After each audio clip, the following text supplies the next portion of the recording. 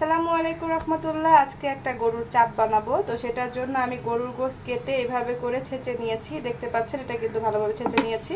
তারপর এখানে টক দই নিয়েছি, আদা রসুন বাটা নিয়েছি, লবণ নিয়েছি, এখানে জিরার গুঁড়ো, হলুদ, মরিচ, আর এখানে গরম মশলা, বিভিন্ন রকমের মশলা মিক্স করে একটা মশলা তৈরি করেছি। এগুলোতে আমি পুরো মাংসটাকে ভালোভাবে মাখিয়ে নিব। তো আগে মশলাটাকে একটু মাখিয়ে নেই। মশলাটা ভালো করে একটু মাখিয়ে তারপরে এটার সাথে গোশতগুলো ভালো করে মেখে দিব। আর এর সাথে একটু সয়া সসটাও ব্যবহার করব। তো আগে একটু এগুলো ভালোভাবে মেখে নেই, তারপরে মাংসের সাথে সব মিশিয়ে দিব। তো এই যেগুলো ভালোভাবে মেখে নিয়েছি, এখন মাংসের সাথে সবগুলো উপকরণ ভালো করে মিশিয়ে নিব।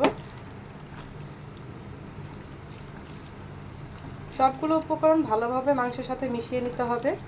আর এগুলো মিশিয়ে রাখার পরে তারপরে যেগুলো ভাজতে হবে, কিন্তু তার আগে অনেকক্ষণ পর্যন্ত এগুলো ভালোভাবে মিশিয়ে মেখে মেরিনেট করে রাখতে হবে।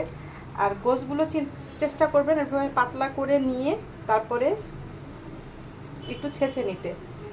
ছেঁচে নিলে তাহলে কিন্তু ভালো হবে। কারণ চাপ করতে গেলে কিন্তু দেখবেন দোকানের চাপগুলো সবসময় কিন্তু একেবারে পাতলা থাকে, কারণ ওগুলো ভালো করে ছেঁচে নেয়।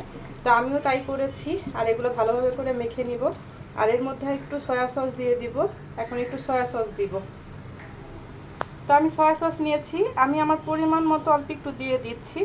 আপনারা চাইলে 1 চামচ পরিমাণ দিতে পারেন। তো আমি আমার পরিমাণ মতো দিয়ে নিচ্ছি। তো এটা দিয়ে ভালোভাবে তারপর মেখে নিব।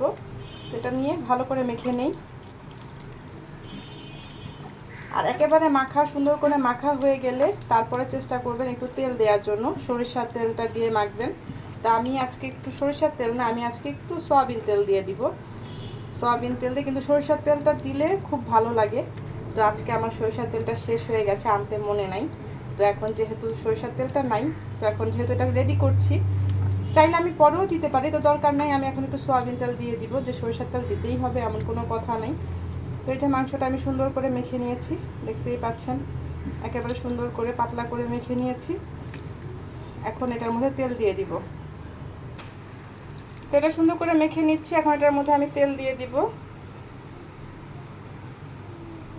তেল দিয়ে তারপরে এটা ভালোভাবে মেখে এরপরে রেখে দিব পুরো ঘন্টা খানেক, না হলেও মিনিমাম 1-1.5 ঘন্টা রেখে দিব। রেখে তারপরে ভাজবো।